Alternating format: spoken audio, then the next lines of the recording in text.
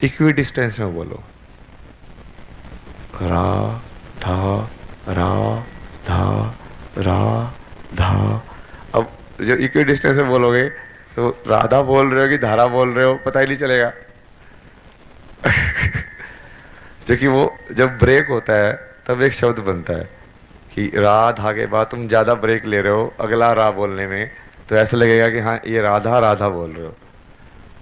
तो धीरे धीरे जब वैसे किसी का भी करते जाओगे ऐसे, जैसे राम राम राम राम,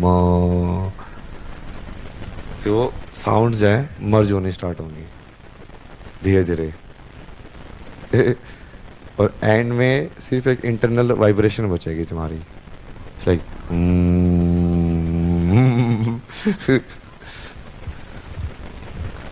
आया ये समझ में?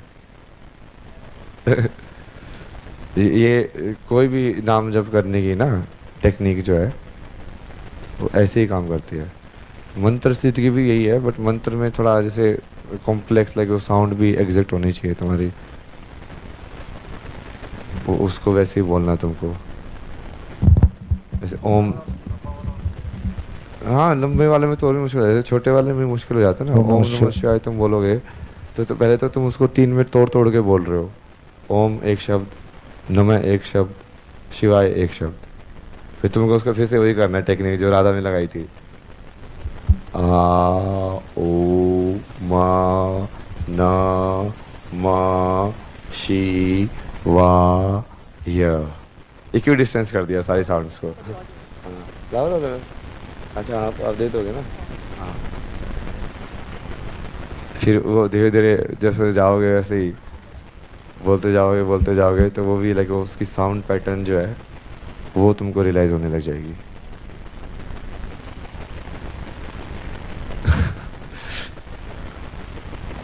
यूनिफिकेशन करना है, मतलब जो डिस्क्रीट है, जो शब्द है जो तुम डिस्क्रीट में बोल रहे हो साउंड, जैसे अभी मैं जो बोल रहा हूँ वो ब्रेक है ना, उसमें ब्रेक एक साथ सुनाई दिया, फिर स्पेस आया है, फिर स्पेस आया। उसको कंटिन्यूस बनाना है, मतलब योग करना है, डिस्क्रीट नहीं होना चाहिए। क्या है समझ में? अब बताओ कोई कौन सा नाम पसंद है तुम्हें? शेर। जब बड़ा हो जाएगा छोटा सा ही होता है ना। शिव शिव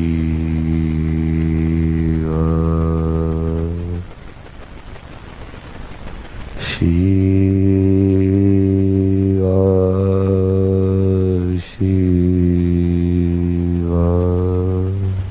हर हर महादेव। हर हर महादेव। ये पुण्य करने से भगवत प्राप्ति में कुछ मदद होगा या फिर ये सिर्फ मटेरियल वर्ल्ड में ही उसका साथ मिलेगा हमें? इसमें बहुत सारे क्वेश्चंस में assumptions है ना, जैसे एक तो पुण्य क्या होता है? अच्छा मतलब अगर एक मैं चैरिटी करता हूँ, एक 100 लोगों को अन्नदान करता हूँ। तो उसमें ना जो पाप और पुण्य जैसे डिफाइन किए गए हैं वो ऐसे किए गए हैं कि ऐसा कर्म जो तुम्हारे अहंकार को कम करे वो पुण्य है, ऐसा कर्म जो तुम्हारे अहंकार को बढ़ाए वो पाप है।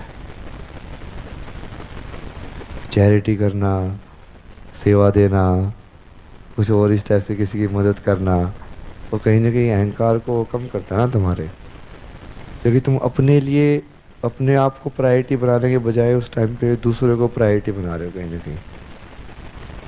अहंकारी इंसान तो सिर्फ हमेशा चाहेगा कि वही प्रायोरिटी रहे, तो उसको कम कर रहे हो। तो जब आप उसको समझते हो ना कि ये पूरा स्पिरिचुअल प्रोसेस है क्या, अहंकार को डिसॉल्व करना है, आई को डिसॉल्व करना है, तो ऑब्वियसली जब आप वो पुण्य जिसको बोला गया है वो वाले कर्म करोगे तो अपने आप ही वो डिसॉल्व होगा, तो तुम शून्य को प्राप्त होगे। मतलब जब आप भगवत प्राप्ति बोल रहे हो और उसके बाद क्या था कि भौतिक में तो शायद आपको इतना मदद करे भी ना, वो उल्टा भी हो सकता है। अच्छे लोग जनरली भौतिक वर्ल्ड में ज़्यादा सफ़र करते हैं, जो पुण्य करने वाले हैं। तो जब मेरा भाई को ही देख लो, इतनी कितनी लाइफ को कोई कोई बड़ी गोल्डन लाइफ थी उसकी, मतलब पूरे टाइम में वो कभी उसके पति उसको टॉर्चर कर रहा है, कभी उसकी सास उसको टॉर्चर कर रही है, कभी उसकी बहन उसको टॉर्चर कर रही है, सब लोग टॉर्चर कर रहे हैं कि वो भक्ति क्यों कर रही है भाई। वो तो पुण्य कर रही थी ना इतना सारा, बट भगवत प्राप्ति है वो सही है। ठीक है। पर साइंस जैसे बोलता है कि एटम से चेतना आई, वो नहीं हो सकता क्योंकि नॉन लिविंग एटम से मिला नहीं, करके नहीं बनेगी। वो भी हो सकता है। वो जैसे एक थ्योरी है कि शिव पहले आए और फिर शिव मतलब जो सब्जेक्टिव एक्सपीरियंस ने ऑब्जेक्टिव एक्सपीरियंस क्रिएट किया। उल्टा भी हो सकता है, शक्ति पहले आई हो और शक्ति ने अपने आप को अरेंज करके शिव को जनरेट कर लिया हो। पर मैं ये कह रहा हूँ कि जिस चीज़ में चेतना ही नहीं है, उन सब चीज़ों को आप नहीं, जोड़ दोगे। ये तो बहुत अलग अलग सवाल कर रहे हो ना, पॉइंटेड सवाल करो या तो डायरेक्ट। सवाल क्या है? नहीं, मैं ये पूछ रहा हूँ कि जैसे शक्ति ने अरेंज किया, मैं इसे पॉइंटेड समझ- सवाल। हाँ, हाँ, तो शक्ति ने अरेंज किया। शक्ति ने अरेंज किया। हाँ, तो जब एक सिंगल उसमें आप कह रहे हो कि पहले शक्ति थी और चेतना नहीं थी, शक्ति पहले थी, शक्ति ने अरेंज नहीं करके नहीं, चेतना मैंने को ये बनाया। नहीं बोला, वही तो तुम सवाल को ही घुमा रहे हो, सवाल तो आया ही नहीं उसमें। दोनों तरीके से देखा जा सकता है कि पहले चेतना बनी और चेतना के हिसाब से फिजिकल मैटर ने चेतना की शेप ली। उल्टा भी देखा जा सकता है, क्योंकि एक्चुअली में जब देखोगे तो वो बराबर में ही देखना पड़ेगा, अद्वैत करना पड़ेगा उसको, पहले बात को ख़त्म ही करना पड़ेगा। तो पहले बात को ख़त्म करने का ये तरीका है कि उसको उल्टे से भी देख लो, तो बराबर हो जाएगा वो बैलेंस। कि हाँ, ये थ्योरी भी हो सकती है कि हाँ शक्ति पहले आई फिर शिव आए, ये तो ये शिव पहले आए शक्ति बाद में आई। रियल में तो दोनों साथ में आए हैं। बट वो चूंकि उसको तुम समझाओगे कैसे, द्वैत के अंदर समझा ही नहीं सकते हो। अद्वैत की वाली चीज़ जो है ना, द्वैत में ही समझा सकते हो।